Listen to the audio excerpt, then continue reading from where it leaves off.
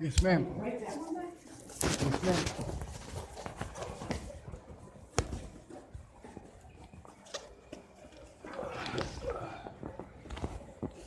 We went to Starbucks to pick you up. Yes, ma'am. That was my fault. That's okay. Sorry to keep you waiting. Good morning, Ron. Do you mind if Ron joins us today? I don't mind at all. Okay.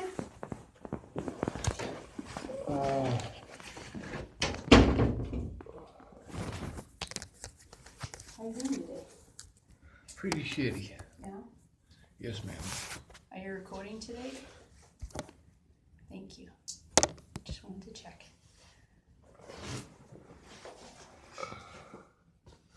Well, my friend who let me use her mailbox got a piece of mail for me. I don't know what it's for. I didn't send for it. Also, she gets in trouble for seeing me, so I have to try to visit her between when she gets off of work at 3:30 and when her husband gets home at 4.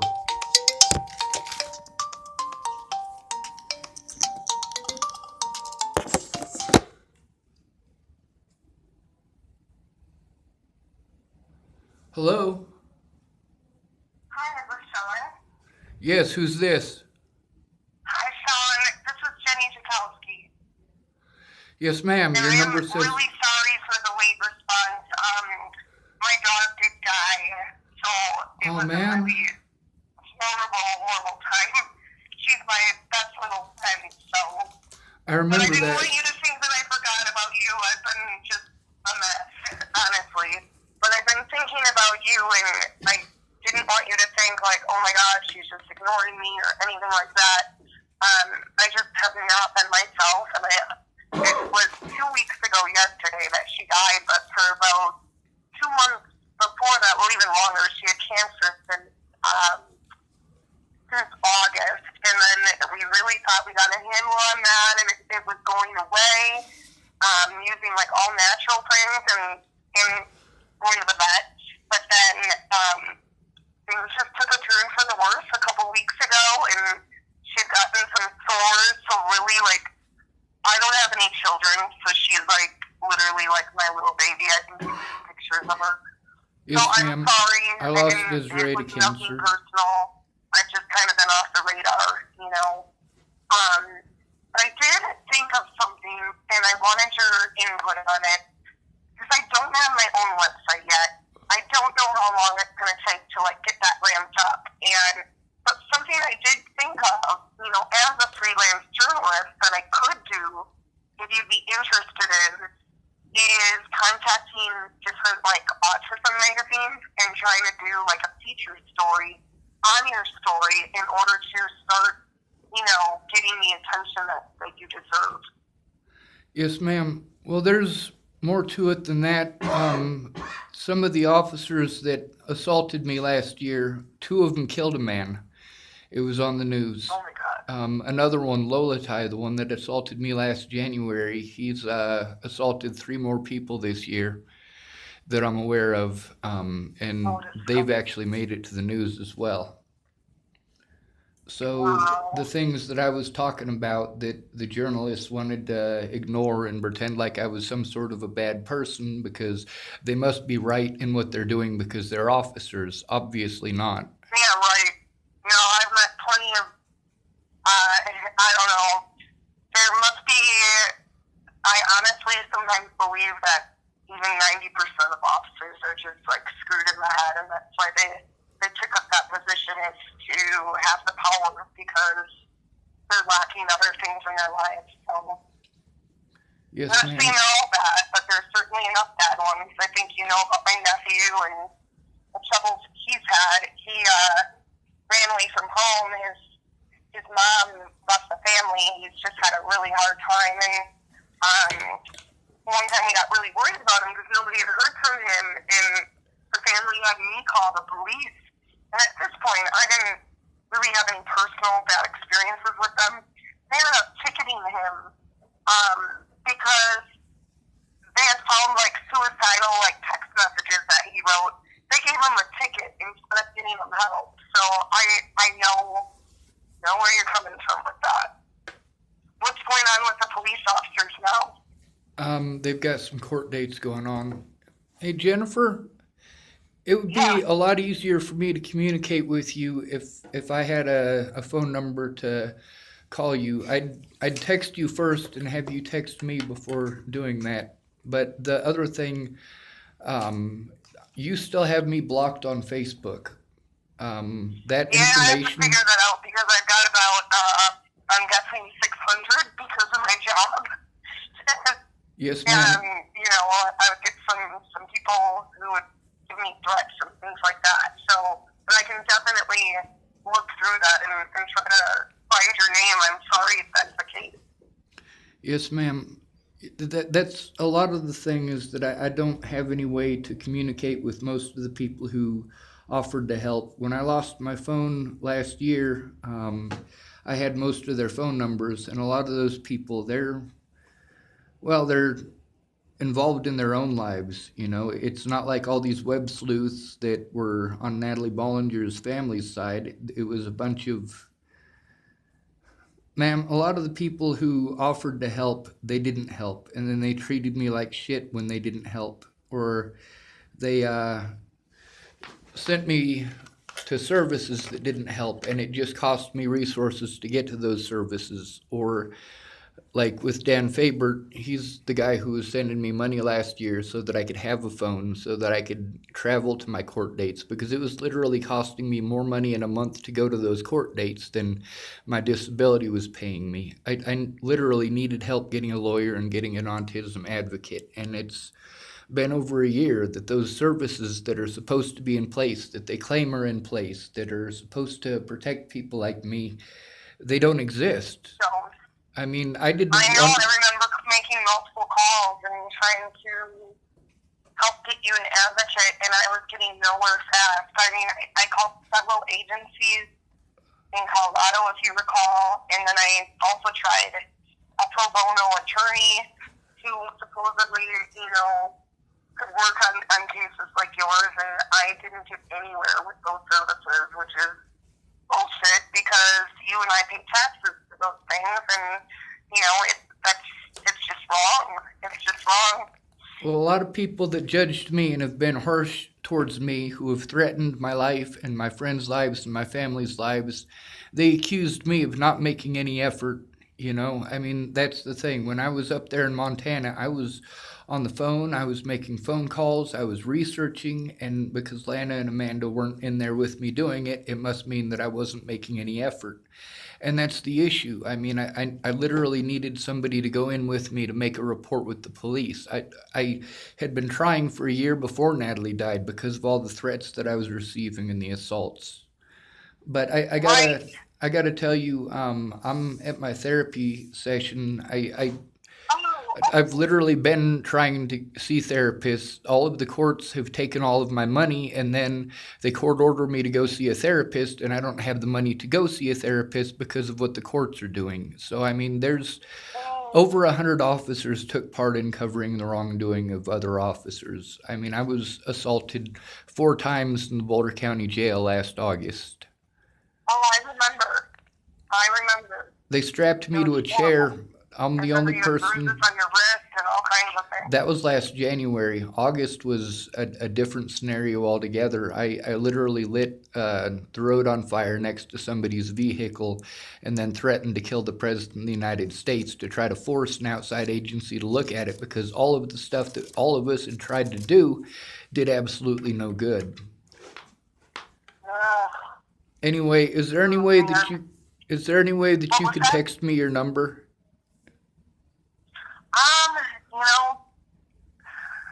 I'm not quite comfortable yet, but I can get there. Why don't I start with the Facebook thing so we can call through there, because I share this line with my nephew, who who's only 16. Yes, ma'am. That's the only reason. But why don't I get into Facebook right away so at least, you know, when you need to talk, you are able to say, hey, Jenny, call me from there.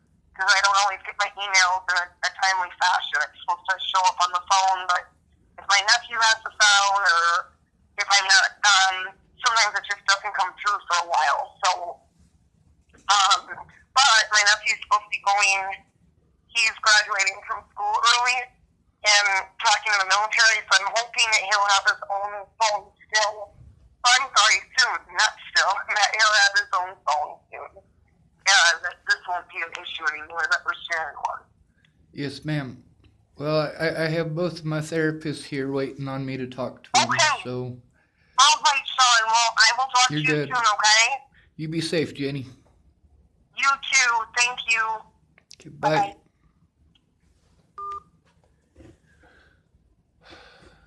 That lady drives me nuts. When Natalie first disappeared, she was gonna try to help, but she didn't bother to find out all the information before making her story. Her and another guy who works for, there's a podcast called Sword and Scale. Episodes 109 and 110 are dedicated to myself, Natalie Bollinger, Tim Beeson, and Ted Bollinger, and the two journalists that I gave my statements to. The agreement was that they wouldn't release the statements to anyone except for the police until Natalie's killer was found, and they both agreed, but they didn't keep their word. I'll put that one down too.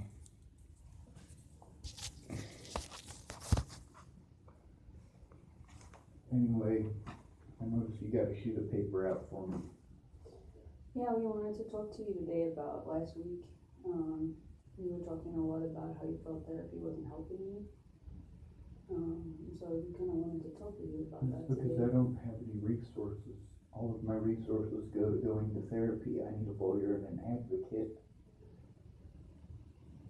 And we hear that. And part of what we're trying to work with you on is, do you need to see us? And are we wasting your resources? Because we want to be making sure that we're doing right by you. Sir, I get judged by public opinion. If I don't go to see a therapist, then people say I'm not trying to get help. But I am trying to get that was help. the best answer you gave me for why you're wanting to continue therapy. I appreciate that. Well, you don't expect me to lie to you, do you? No, I appreciate that. And part of where our concern was that sometimes, that there are different times, you and I promise you I never lied to you too. You said that you don't want to be hospitalized, but at certain times you talk about suicide. That's the thing, is that I'm suicidal for a reason. The things that make me suicidal need to be dealt with.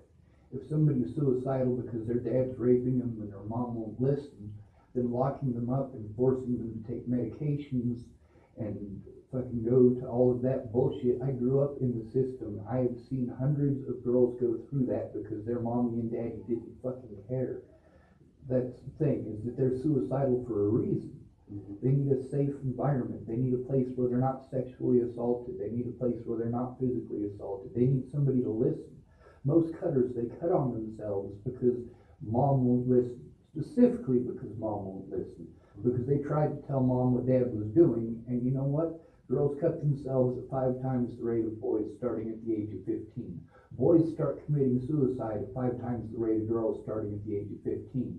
The reason for that is because girls are far more likely to be listened to. Boys realize that they're just going to get told to man up and they just have to take it. And you know what? We shouldn't have to. The more poor you are, the more you deserve the punishment that you get. And people keep telling me stupid stuff, ignorant bullshit, like you just need to work harder. You know, I had a job the whole time I was homeless. Nearly the whole time I was homeless. And I busted my ass at those jobs. I love working, but now I can't physically do it. I had to speak out against the police because police don't care about the homeless. If you're homeless and you try to make a report, they don't care. There are more hate crimes against the homeless than all other hate crimes combined, and that's not including police interaction because they harass us more than anybody. Mm-hmm. As far as hospitalization, how is hospitalizing me going to get this stuff to stop? How is it going to get me the resources? How is it going to make me so I can see my friends and family? It's not. That's why I promised you I wouldn't go there. Remember? We Exactly. talked about that the last 2 weeks as well. When I was locked up in the jails, they're supposed to have services there as well, but they didn't. They had a few very mean people who are basically just there to collect a paycheck and to do what it is that the cops want them to. We need to have civilian oversight as far as these things go, and we need to have disability oversight. We've got military veterans out on the streets being victimized by the police, same as the rest of us. You know, I've made multiple drives to here in Cheyenne and all the way up to Sheridan to take veterans to VA hospitals that are hopefully going to help them, because the one in Denver doesn't. The one in Denver mostly deals with people who are in houses. If you're a homeless veteran, the Denver VA doesn't care. They throw you out the door or they give you third-rate treatment, and that's not okay. No. Let me ask, are you a veteran? No, sir, I'm ineligible for military service. Because our local VA does help homeless veterans. That's why I wanted to ask. Yeah, let me tell you something. With the things that I had to go through, it's because somebody who wasn't there accused me of molesting somebody I didn't molest. And even though that woman who I was accused of molesting, by her very own fucking statements on her very own Facebook that I have pictures of and screenshots of, said that we didn't have a sexual relationship. Right? Meanwhile, I'm in court in Laramie, and the guy who's in court right before me is in court for molesting a 6-year-old child, and they let him walk out the door because he was a military veteran. Meanwhile, I get to hear about how I owe these military people for fighting for my rights, fighting for my freedom. This isn't freedom, this is torture.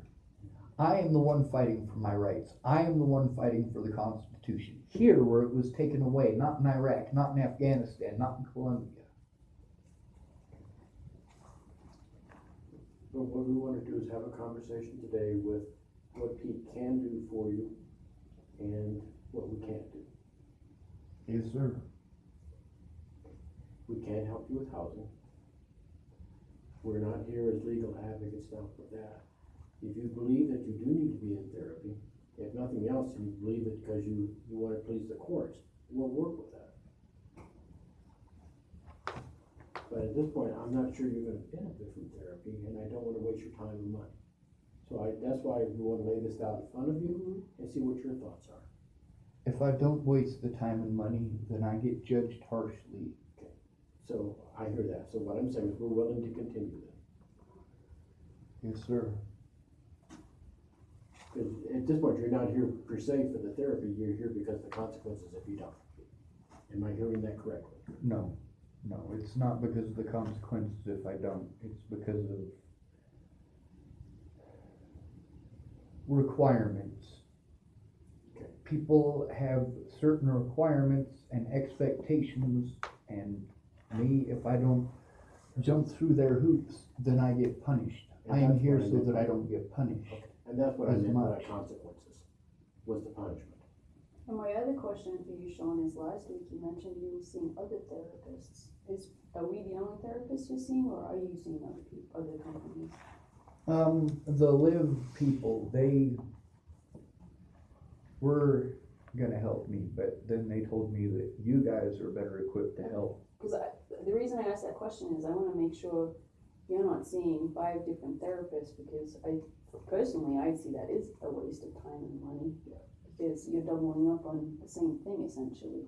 So I just want to. Right, but the reason that I called all those places and tried to jump through all those hoops is because I do need help, but the help that I need is a legal advocate. That means that I do need somebody who is willing to testify in court, but also somebody who's aware of autism and aware of PTSD and aware of Tourette syndrome. Like for me, walking down the street, I do have to be worried that I'm going to get harassed by a police officer for being a druggie because I do this or because I do this.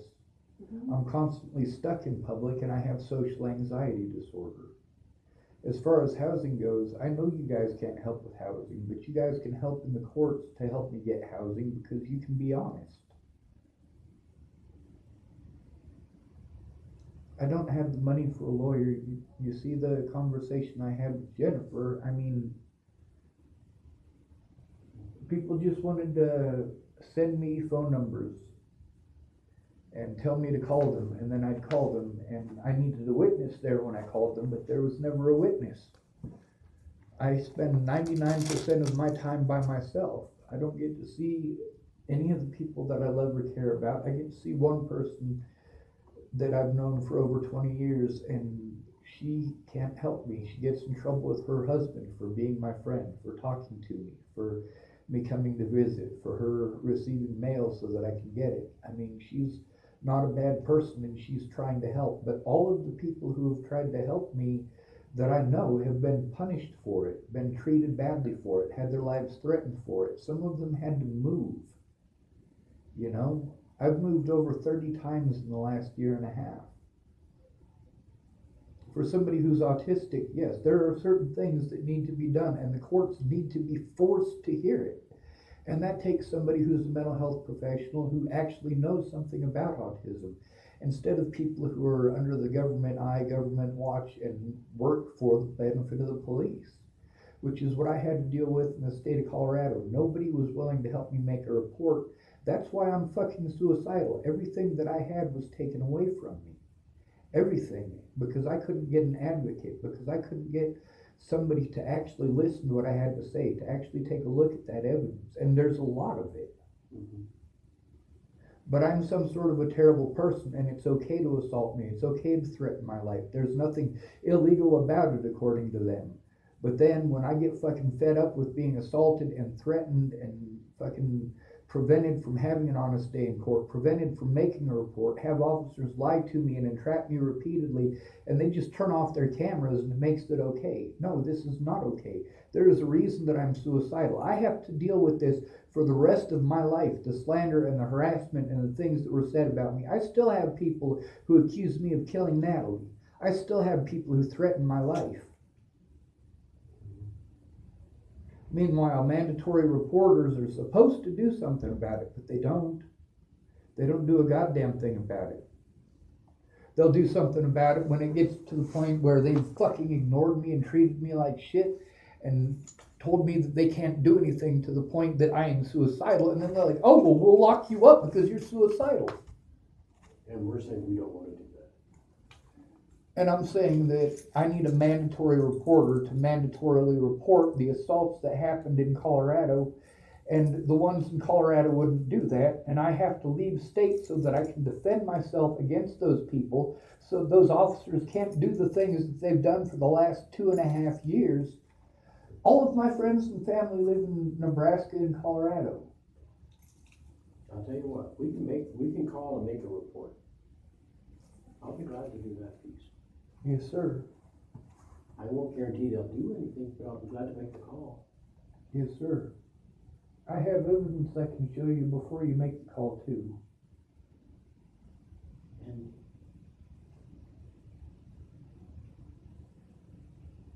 nobody should be treated that way, even if I wasn't autistic. The things that they did were wrong, and the way that I reacted to the abuse, you gotta understand, I was nice and I was kind about it, and I was asking them nicely to stop it. And when it got to the point that I was overwhelmed, like, people treated me like I was a bad person for being overwhelmed, and each and every one of those people, I'd seen them overwhelmed over such trivial shit, and I didn't judge them. I treated them like human beings, and I helped them out, and I listened to them. When I needed it over a severe situation, I got punished for asking for help. have you ever been in contact with protection and advocacy? I called the Adult Protective Services in the state of Colorado in Adams County, Jefferson County, and Arapahoe County to try to make reports about Ken and Leah and their theft of my money. This is something very different. It's a federal watchdog who's supposed to watch over the mental health and disability system. Have you ever been in contact with that? I don't know, they might be one of the numbers. If you have their number, I'll write it down. And I'm thinking that may be, I'm just trying to pull out all the straws of how we can best help you. Yes, sir. As far as, there's a lot that went on, and I remember all the details at once. That's the problem. It's not that I'm retarded. It's that I remember everything at once. When I wake up, I realize I'm in my vehicle, and it reminds me of why I'm in my vehicle. And then that starts my day off with thinking about the fact that I can't see my loved ones because of things that I didn't do, and that people were allowed to assault me. You know, I mean, I called the FBI on multiple occasions. They didn't care. I threatened to kill the President of the United States to try to force an outside agency to look.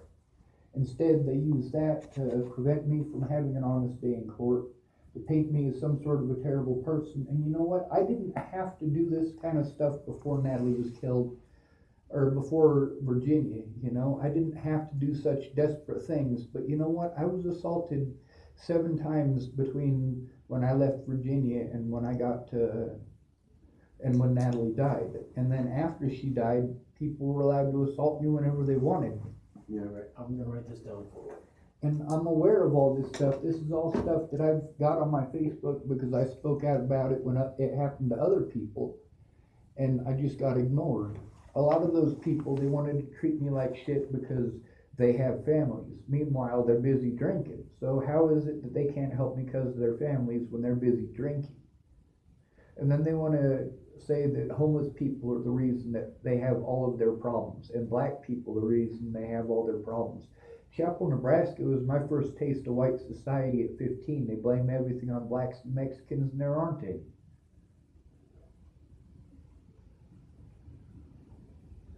I need the money that I was supposed to get from disability. I need it back. I need that money that was wasted on jumping through hoops for officers who assaulted me so they didn't have to take my report, who lied on fucking court documents and lied in police reports. These people should not have jobs. I mean, I'm overwhelmed for a reason. The things that happen to me should never happen to anybody. I used to work with someone, and they had a saying that always stuck with me, and it was that a lot of times when people are perceived as being overwhelmed and acting out in a bad way, that it's a normal reaction to abnormal circumstances. It is. That was something that always stuck with me, because a lot of times people don't understand that. When I was nice about it, people blew me off like it was no big thing. And that's the thing. I was there for everybody when they needed it, and when I needed it, I got treated like I was a shitty excuse for a human being.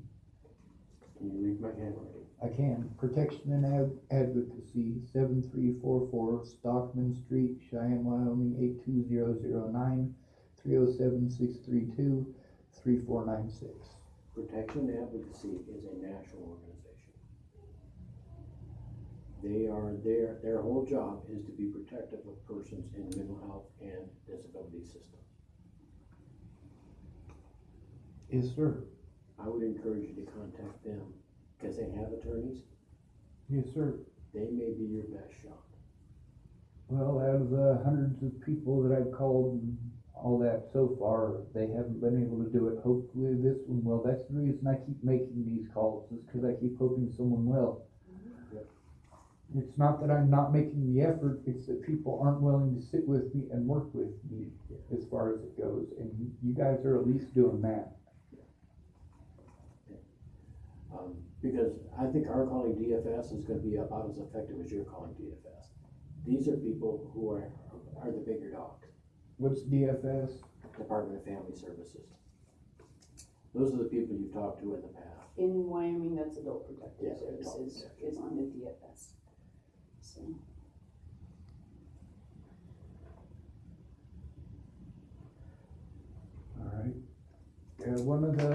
Alright. Actually 2 of the times that I called Adult Protective Services in Colorado, they sent me through to police officers who were very shitty to me and treated me very badly. This is a completely different system. I hope so. Down there, it's because they don't have, when you call Adult Protective Services and it's not regular business hours, they send you through the 911 dispatch. Yeah. The 911 dispatch didn't care either. And they can't, that's what I'm saying, this may be your best shot of everything I can think of. Yes, sir. Cause they know all the resources in the state, they have all the connections throughout the country, they may be able to help you. I can't promise, but it's my best shot for you. And if it's national, they might be able to deal with Colorado from Miami, which has been as you know, the roadblock we've been hitting so far. Yeah, I was hitting a whole bunch more roadblocks in Colorado, so it's not just Wyoming. Down there, they were telling me that it's out of jurisdiction, I looked it up on the internet, several government sites. Legally, they were supposed to take my report, even if it's out of jurisdiction, and that's been proven. One of the cases, a black man was assaulted by Officer Lolatai. Another one, 8 officers surrounded a black man in Boulder for looking homeless. And even though Black Lives Matter wants to make it a race issue, he was harassed and treated that way and all that because he looked homeless. When you're homeless, the cops don't care what your legal rights are because they know you don't have the money for an actual lawyer. They just want you to move on. They do. Everybody wants you to move on. In Boulder, they don't want you to move on. They want you to not be seen, but they want the revenue from locking you up. Now, the next thing I want to bring up is we need to, if you're going to stay with Peak, and there's no problem with that, but you need to be aware of 2 things. One is I'm retiring. I will not be here for you. When are you retiring? When? Friday. It's good to meet you, Mr. Ron. The other is that Monica is here as an intern, but I assigned her to you because she's the person that I knew that had the best experience with autism. Yes, sir. Her internship is ending, so we would need to reassign you. When is that? Friday as well? No, I've got another 2 weeks. Yes, So ma'am. what we were thinking, is there's a department of PEAK and it's called, Psychosocial Rehabilitation or PSR. It's over by the cemetery, and they provide pretty similar services to what we do in crisis, but for a long term. And so, we were thinking about setting up a meeting, with multiple people so that we could figure out the best, treatment plan for you moving forwards. And I was speaking with my, other supervisor yesterday, and she was saying that there's another lady who, has experience working with people with autism, and that might be a good option for you. Yes, ma'am. Because I wanna make sure that, we have 2 weeks that I'm still here, and I wanna make sure that by the time I leave, there's a good plan for you set up. Yes, Okay. ma'am. Is that something that you'd be interested in? Yes, ma'am. Okay. I feel bad for leaving in terms of, the thing I feel worst about is leaving you and some of my clients that I care about. So I'm working ahead of time as much as I can to make sure that we get you in the right place. Yes, sir. Mhm. I don't get to see my friends or family. At night, I have to worry about the police coming and knocking on my window for whatever reason. That's the thing, when you don't have a roof over your head, people can victimize you and you get told that you wanted it, needed it, chosen or deserved it. Mm-hmm. There's gotta be a way to force them to take a look. I hope this protection and advocacy place helps. I do too. I've done nothing but think about what we could best do, because I know we're not providing the clinical services that you truly need. And that's what I finally came up with, is I think this is your best shot to actually get what you believe you need. A lot of the stuff also is that I'm stuck making these phone calls in public. In order to use the internet, I have to go to places like Starbucks and get a coffee so that I can use the internet, and I can't make my phone calls from inside of there, so I have to go outside. And I mean, Did you look at the library? Remember last week we talked about study rooms at the library as an option? as far as going to the library goes, what I need is a safe place. Whether I'm moving all of my stuff into the library or into the Starbucks is pretty arbitrary. As far as The library, I could probably sit there for longer, and that room might be fine, but the thing is, without witnesses there and help carrying my stuff, I have to worry about my things being stolen. I do have a pretty good working reputation with the people at Starbucks, so I can leave my stuff there, and you know, it is safer to have it there than it would be if because I can't carry my backpack and my 3 bags of evidence into the library, and that's what I need the library for. And if Starbucks is willing to work with that, that's great. Definitely. They are. I can bring my stuff in, set it at the table, and go back out and I'm grab actually more. astounded, so I'm really pleased. Me that too. Yeah. Yeah. Well, there's a lot of stuff, like I can't use the word rape or murder or gun or shoot or anything like that, because if I do, then somebody will get a red flag in their head because they didn't listen to what it is that I was actually saying, and then I get to deal with the police, and that's actually happened 4 times since I got to Cheyenne. And that's what I was thinking when I mentioned the study rooms to you, is it's a room that's enclosed that you could make a phone call in private. That's where I was coming from with that. It is, but then there's see, here's the thing with libraries. I've been to a lot of libraries. There's a lot of reasons that it's not feasible. The library here is feasible. It is a good idea. It is something that will help, but it will not help at this current point in time, and that's a lot of the issues that I'm having, is that if I'm up at 4 in the morning having a panic attack because there's stuff that I need to be writing down, it would be nice if I could sit down and write that down. During the day, like for me, when I leave here, I'm probably going to pass out because I was up all night having a panic attack. And then that eats up a lot of the daytime hours. And as far as going to the library, I am totally down with going to the library. The issue is that I need to get services set up so that this will do some good, so that all of the evidence that I've collected will do some good. And I need to be able to see people who are familiar to me, or I end up shutting down. Now, for me going to the library, the major issue with that isn't the fact that it's a bad idea. It's that I just can't physically carry the stuff in all at once, and it creates an issue where I do have to worry about those things being stolen, or which has happened at several libraries in the last year. I brought my stuff in, I set it down and asked somebody to watch it, and when I came back, that person did watch it, but then the police came and talked to me because I left my stuff there. You can't just leave your stuff in there. I'm sorry, you know, I'm doing the best that I can. In the Boulder Public Library, I had people threatening my life actually in the library, and although they weren't screaming about it, the fact is they walked up and threatened me.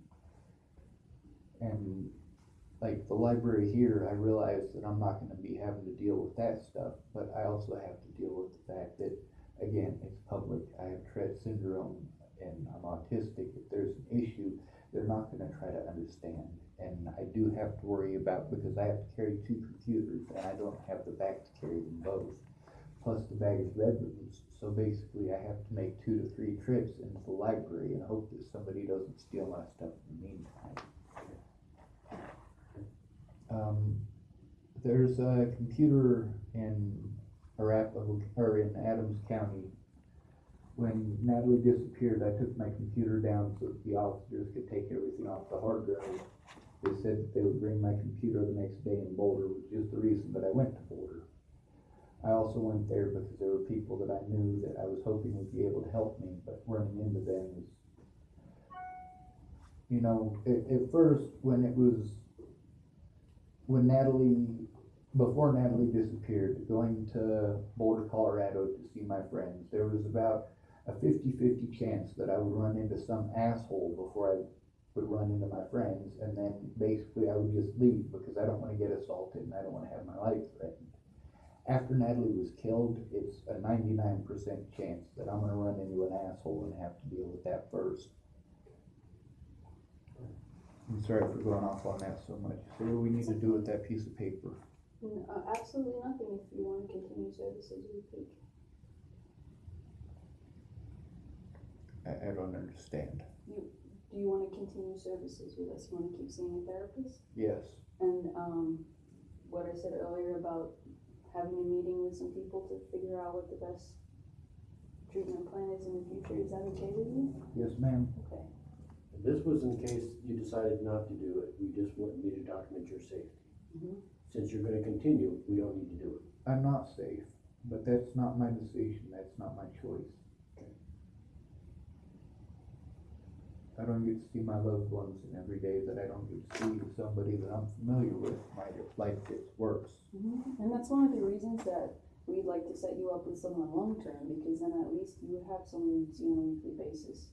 That's a therapist that you could be familiar with. And, with me and Ron leaving, we don't wanna leave you hanging out there with meeting a bunch of new people by yourself, Yes, ma'am. okay? And Monica would actually sit in with you the first time you meet with them, so that you have a friendly face. Yes, sir. But we wanted to have kind of a very direct conversation with you today, because we wanted to do what's best by you. Yes, sir. Okay. So, I need to speak with some people to set up a meeting. My phone is back on now. I was just gonna ask you that, so I can call you the same number? Yes, ma'am. Alright, so, I will set up a meeting next week. It's gonna be a Tuesday or Wednesday. Yes, Tuesday or ma'am. Thursday.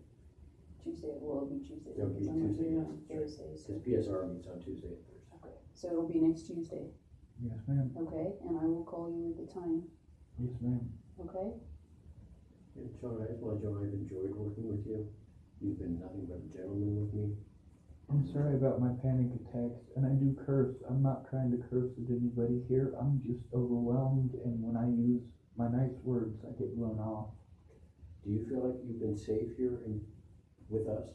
I don't feel you guys are gonna try to hurt me. Do you feel like we've tried to listen? Yes, sir. That's what I wanted to make sure we did. So I'm going to tell you once again, you don't need to apologize. I've enjoyed working with you. And you have been a gentleman with me. And I wish you well. Yes, sir, Mr. Rom. I really hope you enjoy retirement. Stay busy. I will. Do I get one final handshake from you? You do. Do you have any hobbies? Yes, it's working on old cars and anything outside. That's right along my lines. Although I'm more into airplanes than cars. So, come on. Thank you, Mr. Rom. Thanks, Ron.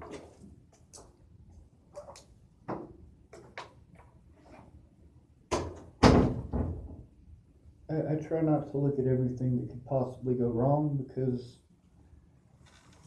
it's not productive thinking, but then anticipation of it is productive thinking, and that's most of the issue, is that all of the things that I anticipated happening, like, I was aware that all of this was gonna happen if I couldn't get somebody to listen before Natalie died. I also was well aware that Natalie is probably one of the highest risk people that I ever worked with. So I legit had to worry about her safety as well as my own. When it got to the point that I turned her dad in for being a child molester, like, I didn't even want to do that. I just wanted to be left alone. I wanted to be able to go see my friends and loved ones. And a lot of them are mad at me because I stream on Facebook. But I stream on Facebook because none of them bothered to stay in contact with me and could have done something. Like Pierre could have been honest. A lot of them, I don't have their phone numbers. Quite a few of them are dead now. Yeah. Do you feel like we're being honest with you here, Pete? As much as you can be. There's a lot of stuff that you guys don't know. And So that's if part you of say us- something wrong as far as that goes, Part it's of not us. that you're intentionally lying. And that's part of us trying to be honest. As honest as we can. Yes, ma'am. Okay? So, I'm gonna give you a phone call, probably by the end of the day today, to let you know what time we're gonna meet on Tuesday. Yes, ma'am. Okay? Do you know where the other building is? I do not. Okay. It is, do you know where the cemetery is? I drive past it. It's really easy to find. Let me look up address for you.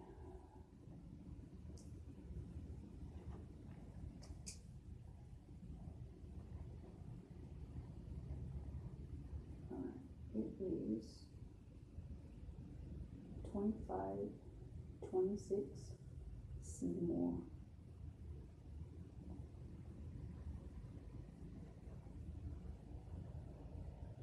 And it's, if you go down Pershing, when you get to the cemetery, it's the street right before the cemetery. And you drive down there and it's a residential neighborhood and there's one office building, so you can't miss it. And we're gonna be in, the old brick building. Okay? John J. Percy. Mm-hmm. He was, the American general who went after Pancho Villa. Mm-hmm. Yeah. Not that I ever paid any attention to history. I'm not interested in history at all. I'm interested in history, but it's not. Those who It's do not my not know their favorite history are doomed to repeat it. Those who Mhm. do know their history are doomed to watch others. Repeat it. Yes, Yeah. That is unfortunately the truth. it Alright, is. Sean. I'll see you next week. I'll give you a call later today and let you know what time we're gonna meet, okay? Yes, ma'am. Be safe. Me too. Let me see if anybody called me. Probably not, it would have rang.